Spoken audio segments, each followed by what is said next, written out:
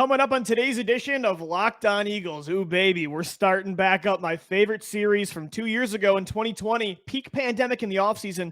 We did a what-if scenario, going back into the biggest moments in Eagles history and saying, what if it went differently? How would things have transpired? The chain of events, Marvel style. What if the Eagles got Russell Wilson this offseason? He waived his no-trade clause. Vince Quinn of the Bell and the Birdman is going to join me to discuss that coming up on today's edition of Locked On Eagles. You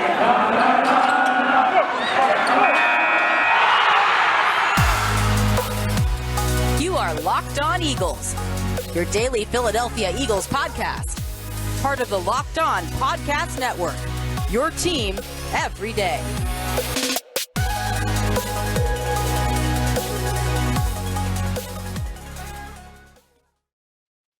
We thank you so much for making Locked On Eagles your first listen each and every day. Welcome in, Eagles fans, to a Thursday edition of the show. You can find the podcast wherever you get your shows, all platforms available Monday through Friday, also available in video form on YouTube. And we're always talking birds on Twitter all throughout the day at Locked On Birds and at DiBiase LOE. So excited today to get into our first show of our What If series, 2022 style, getting into what if Russell Wilson waived his no-trade clause for the Philadelphia Eagles in the month of March. This was my favorite series to do back in 2020. I love Mock Draft Monday. I love our offseason simulations. I love game recaps and just everything that we do here on Locked On Eagles.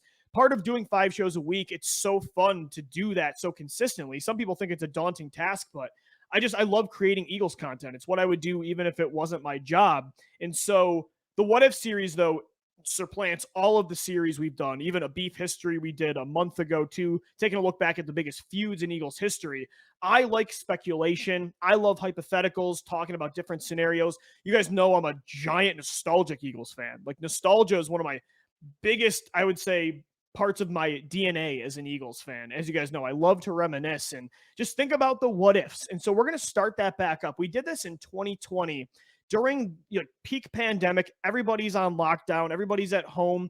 It's right after the NFL draft. We recapped everything about the Eagles 2020 class, which was, an interesting one for sure. So it definitely took up a few weeks of Jalen Reagor talk and Jalen Hurts and Davian Taylor and Kavon Wallace, Jack Driscoll, Quez Watkins trading for Marquise Goodwin. Certainly an interesting draft to talk about.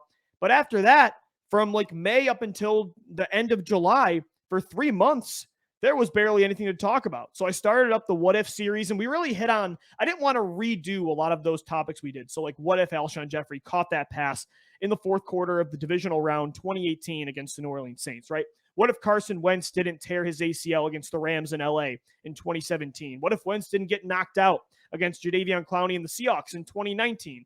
Like, what if Randall Cunningham and the Eagles had weapons in the early 90s? And what if McNabb had weapons? What if Chip Kelly got Marcus Mariota? Like, some of the biggest what ifs, we really hit on most of them in 2020, but a lot has happened since then. There's been 3 seasons now since we did that series, or I should say 2 going on 3.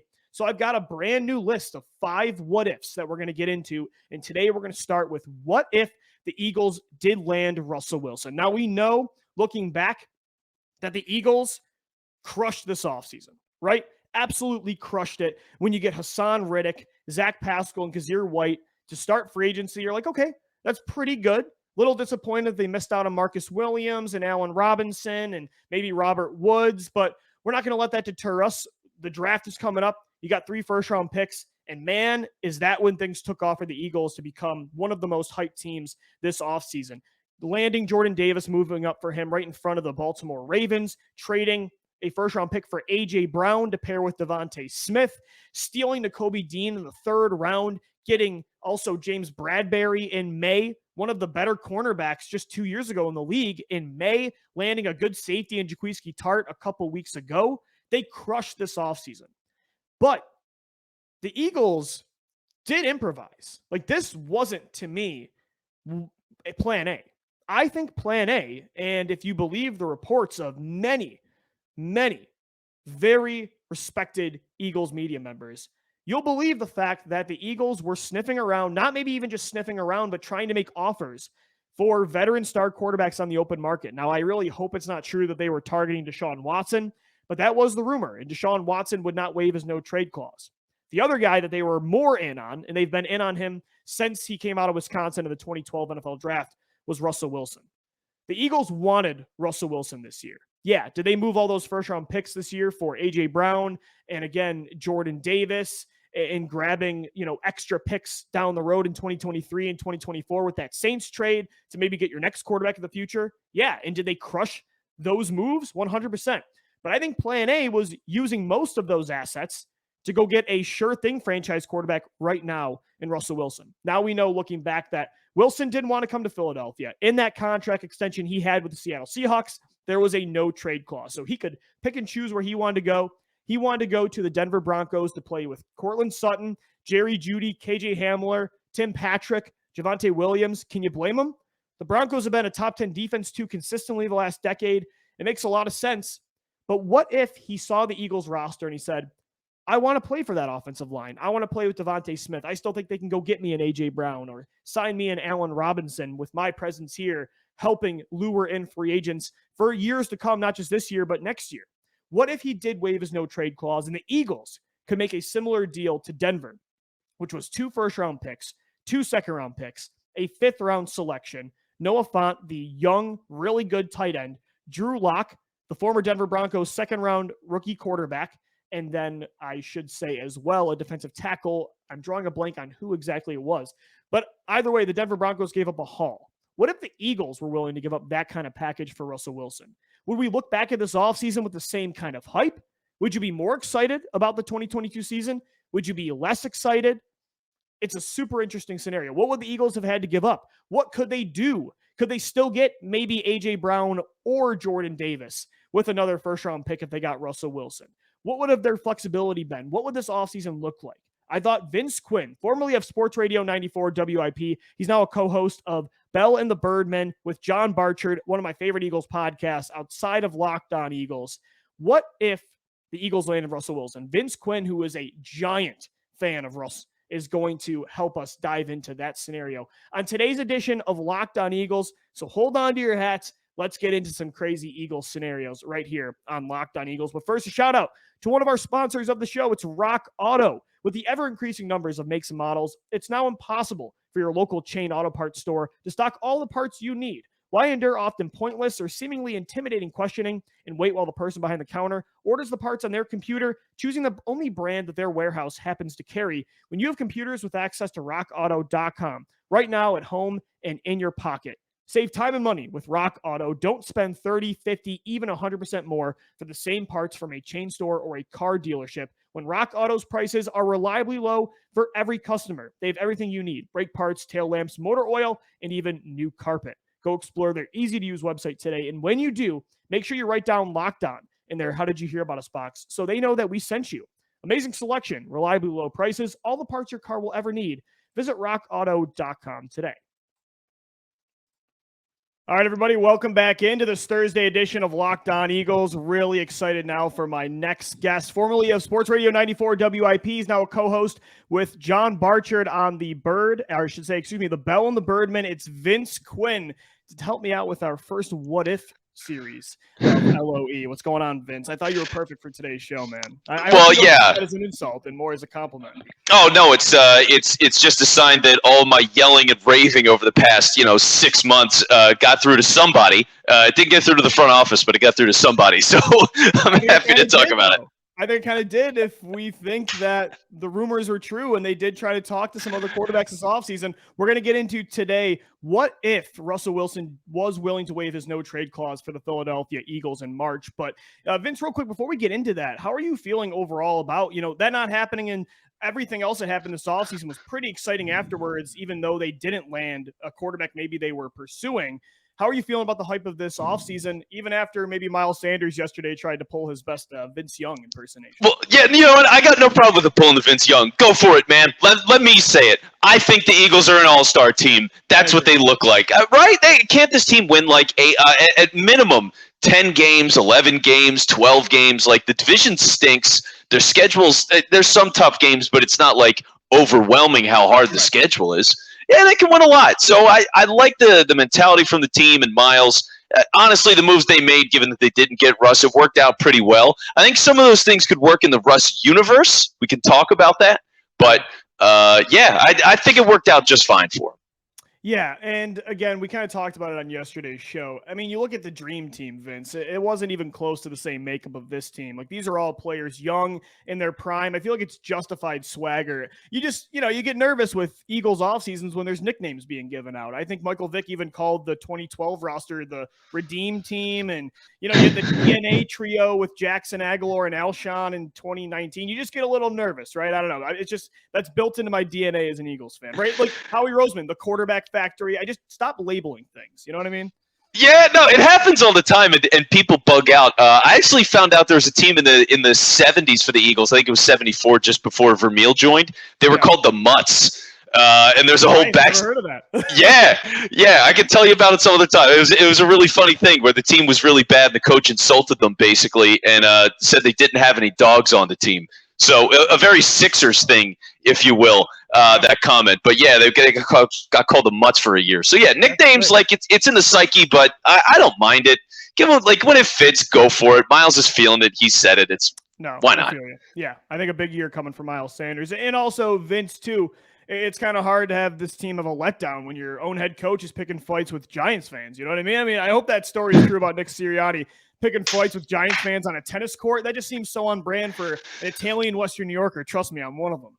Well, yeah, and it also sounds like it's some guy who just goes, hey, yeah, I was on a tennis court talking trash to Sirianni. Let me talk all this game like he tried to fight me. You know what I mean? Like, I could see him. He's got the pinky rings on. He's just covered in hair. Like, I know the people. It's my family, too. But it's just one of those things where it's like, if Sirianni's actually fighting people on a tennis court, oh, my God. All right, here's a question real quick before we get into Russell Wilson, Vince. You got to pick one Eagles head coach in history to have your back in a bar fight. Who is it? Oh, is it Sirianni? No, it's Buddy. Oh, yeah. I mean, he showed he already can throw hands. I guess that's true. It's Buddy. Yeah, it's got to be Buddy. I don't know, though. I want the experience. And Doug Pederson, I feel like, has the experience, the dad bod, but he's still in shape a little bit enough. Like Andy Reid, I wouldn't want. Nick Sirianni, maybe a little too skinny and too young for me. I think Doug would be my answer.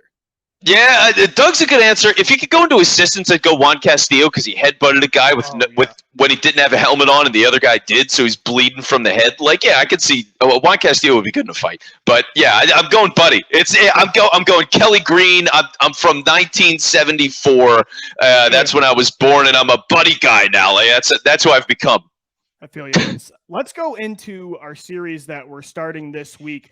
I did this in 2020, peak pandemic. Wasn't much to talk about after that 2020 NFL draft. So went into some what-if scenarios in Eagles history. Like, what if things went differently? I think that's just human instinct to think about those kind of scenarios. And Marvel even did a what-if series themselves this past year. So a little bit of inspiration there to reignite this series. And so, Vince, as we were talking about, there's a lot of hype this offseason about this Eagles team, and justifiably so. When you add A.J. Brown and Jordan Davis and Hassan Riddick and James Bradbury, even, and Jaquiski Tartt the last 2 years in the summer, like coming off a playoff year, you're going to get that kind of hype in year two.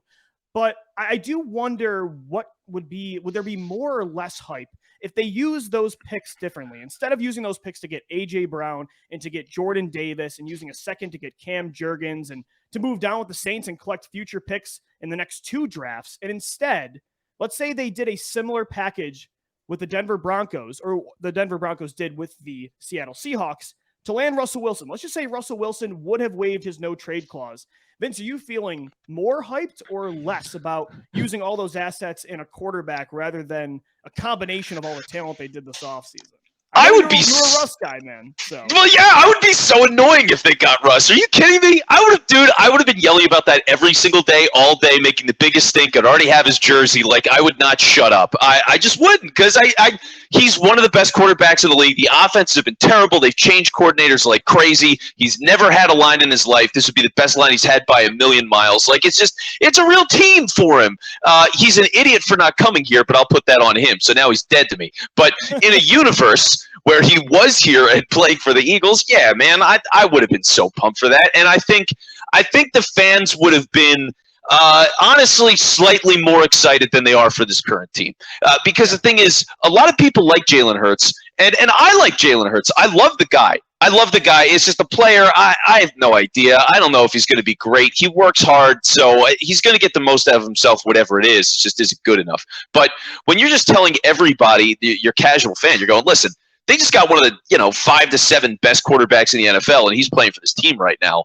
Everybody and their grandmother literally is excited about this team. Like, that's just what the Russell Wilson effect is. So I think the excitement would be slightly higher. It would just be different because now it changes the expectations of the window from like, all right, you got to win the next, let's say, 3 years to, oh, well, you could have this roster for the next 5 years, 7 years. And it's just, is Jalen the quarterback to fit the roster? Right, 100%. And I think the expectations there, again, based on what they did with those picks instead, because, Vince, when you look at what Denver gave up, right, it was 2 first-round picks, it was 2 seconds, a 5th, Drew Lock, a defensive tackle, and then Noah Fant as well at tight end. So, I mean, that's a haul. And you used, with those assets, instead of getting Russell Wilson, you got Jordan Davis, A.J. Brown, you got a 2nd first-round pick next year from the Saints, a second-round pick in 2024. You keep Jalen Hurts, you have all this optionality. PFF today gave the Eagles a top 10 grade when it comes to overall roster strength at 7 overall heading into 2022. But I still feel like you're right. Even though the expectations are high now, there still is a little bit of controlled enthusiasm because of Jalen. Whereas if Russell Wilson was here, yeah, you wouldn't have been able to add everything you did this offseason, but you still could have made moves on top of having the guy is a guy. And I think that does change things. And you're less reserved to be like, they could be a title contender. Right now, we're like, they could be, but like there's a lower floor with a higher ceiling too. Well, and think about the guys they didn't get, right? Because if you're going through a what-if scenario, you're looking at everything differently. So, for example, they wanted Allen Robinson. He didn't come here. He doesn't want to play with Jalen Hurts. He just played in Chicago for like 4 years and wasted basically all of them. I mean, before that, yeah. Yeah, like does a guy like that want to play for Jalen Hurts? No, that's what happened. He decided to go to the Rams. So good for him. It's a smart decision. But if Russell Wilson's here and the money's equal, is he going to come to Philly and be paired with Devontae Smith? Maybe. Like, you have a decent shot there. I would take Russell Wilson over Matthew Stafford. That's where I'm at. So, like, okay.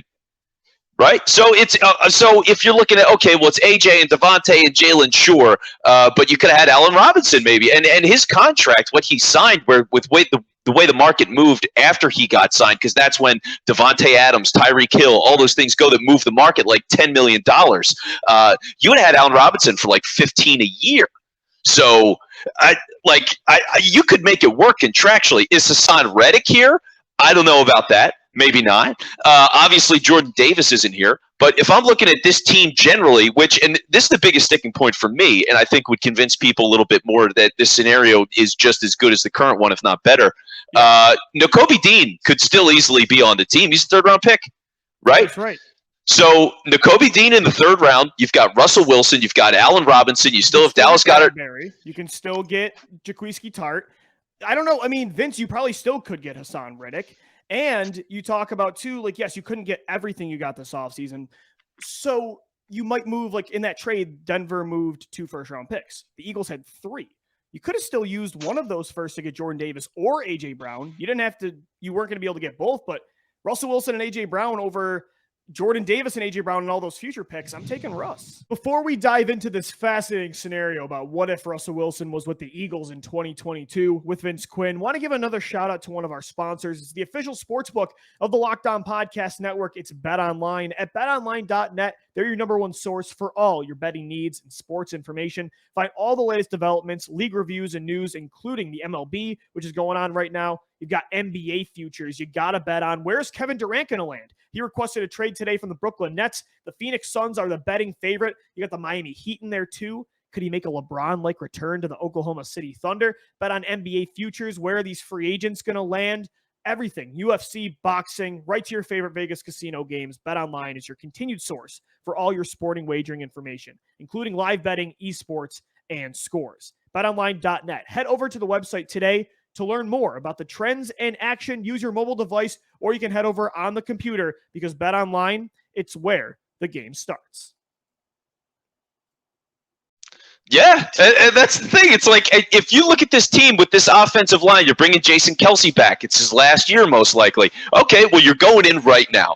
You know what I mean? Like he goes in on that. You're giving him the duty to do it, and you're looking at like if I'm going to believe philosophically in receivers making quarterback better or quarterback making receivers better, I'm going to go with the quarterback making the receivers better. Like that's just it's how the game works. So seeing the Russell Wilson dynamic, yeah, I believe in that more. Where because the problem is, even if you don't get Allen Robinson, it's Guy X, Devontae Parker, or whatever it is they were sniffing around at. Like if you get any of those guys in, if it's Devontae, in that case, you have two Devontaes, and Russ, you can run with that. Like that's still a good enough team with Dallas Goedert, Quez Watkins, all the other guys on the team. So the offense would still be high powered, and it's going to be one of those things where it also might even be order of operations here. Like it might be this year for the Eagles, they went with Russell Wilson. So then next year would be whatever picks you've got, you go all in to add that additional piece. If it is a receiver, you trade your first next year to get that guy that's going to hit the market or whatever it is. So you do all that kind of stuff.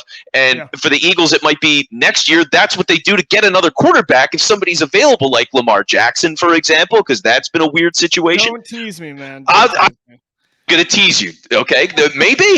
Maybe that kind of thing comes up, and it's just one of those things where, all right, the Eagles, they got the receiver this year, they got all the other pieces this year, and then next year they have to go and get the quarterback because it just might be what it is. Yeah, you're right. Yeah. It must be a change in order of how they go about things because, I think a lot of fans. So 80% of our listeners that I put a poll up on Twitter said no, they would have rather had the offseason go the way it did as opposed to this scenario. But you're right. It's like, you couldn't do everything this year. You couldn't have your cake and eat it too. Like, they kind of do. They got to do everything this offseason, still find out if they have the franchise quarterback in Jalen Hurts. If not, you have the assets in next year's strong quarterback class to move on. Or as you said, Lamar Jackson's there, other available veteran quarterbacks, you have assets. But at the same time, though, next year, if Jalen isn't the guy, it's all about finding your Russell Wilson. So it's a really good way to think about it. I didn't even really look at it that way. If you look at it as a 2-year timeline, really it would all come together in the same way, just in a different order. Yeah, that's really how it could go. Now, if Hurts hits and he's great, then obviously it worked out really well because you didn't pay for all that stuff. You still added all this. You're probably going to sign Hurts for cheaper. Yeah. And you got all the picks next year to go and just add talent. Right. So, this is the higher earning bet. You know what I mean? If you're talking about parlays, this is a higher earning parlay and Russ is a safer parlay. Yeah. Right. Yeah. That's it. It's a riskier bet. So that's the game you play. Vince, before I let you go, I want to ask about this too, because I'm thinking about now, next year, what does it take for Jalen Hurts to hold off the Eagles from using those 2 first-round picks on, again, a really strong class. I'm not diving in it for the Eagles already, assuming Hurts isn't going to pan out, but I just love watching quarterbacks and college football in general. And there's like 10, 12 guys people are throwing around. Different people have different names in the first round. Like, it looks like a strong class on paper. I'm curious what you think. And you got that contract hanging over our heads with Jalen heading into now year 3. What do you think he has to do to not only have the Eagles not try to find a quarterback next year as they sniffed around this year, but maybe get a contract extension? Like, does he, if they win a playoff game and he slightly improves, is that enough? Or are the Eagles like, he's got to go for broke? He's got to have a Wentz 2017 like year. It's all or nothing now. No more middling in year 3. He's just got to be a real passer. That's all it is. And it's not something where you can necessarily say numbers because I don't know how they're going to play. Like, if it was going to be, because last year there was. You'll know it if you see it, right? You'll know it when you see it. Because who do they want to be, right? Like last season, they start off the season, they're like, yep, we're a passing team. We're going to throw it all the time. Didn't work at all. So, okay, they become a running team midway through the season because they have to, because he can't pass, and the receivers weren't great either. But they had to do that, so then they turn it around, and he becomes a rusher and leads the team in rushing. Like, I don't care what his rushing stats are this year. Any quarterback you get out of college can run. All of them can. He's a dynamic runner, but I'm not. That's not the main reason you hold on to a guy at quarterback. So if he's a real passer, if he can anticipate throws, if he can mislead safeties to get a guy open, if he can do that kind of stuff, then yeah, you're going to keep Jalen Hurts. It's just, is he good? Is he at least average at doing that? Which he hasn't been. Like, he's got to be an average passer to stick around, and then he's worth it. Yeah. It's not just winning, it's how you win, because you've seen teams like the 49ers and the Titans. They've been consistent winners over the last 3 to 4 years, but the Niners wanted Trey Lance for a reason. I think the Titans, even though he's a third-round pick, saw something in Malik Willis that has a higher ceiling. So I really do agree. It's interesting you said that because everybody always assumes like you have to have a running quarterback in the NFL now, right? And when it comes to Jalen Hurts and the talent evaluation, people are like, well, you can't discount all the rushing production he has. But you're right, man. Like now when you look at all the prospects in college, they all now have a certain floor of rushing. And if they don't, you're not taking them anymore. They're guys like Jared Goff real quick or a Josh Rosen. So yeah, his mobility maybe doesn't have the same value it would have maybe 10 years ago.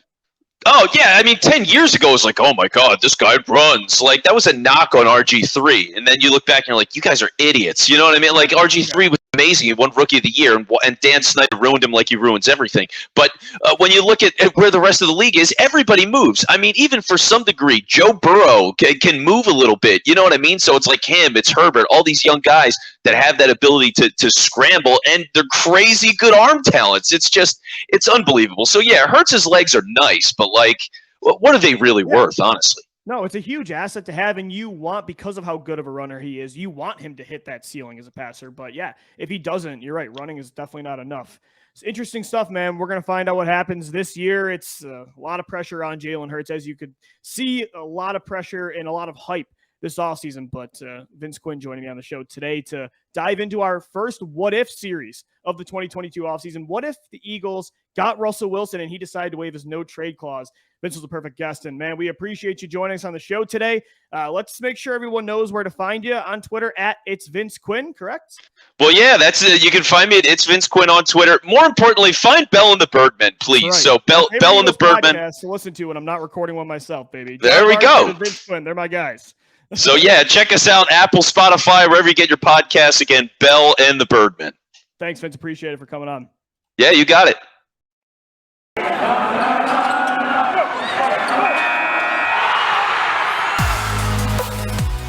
You are Locked On Eagles, your daily Philadelphia Eagles podcast. Part of the Locked On Podcast Network, your team every day.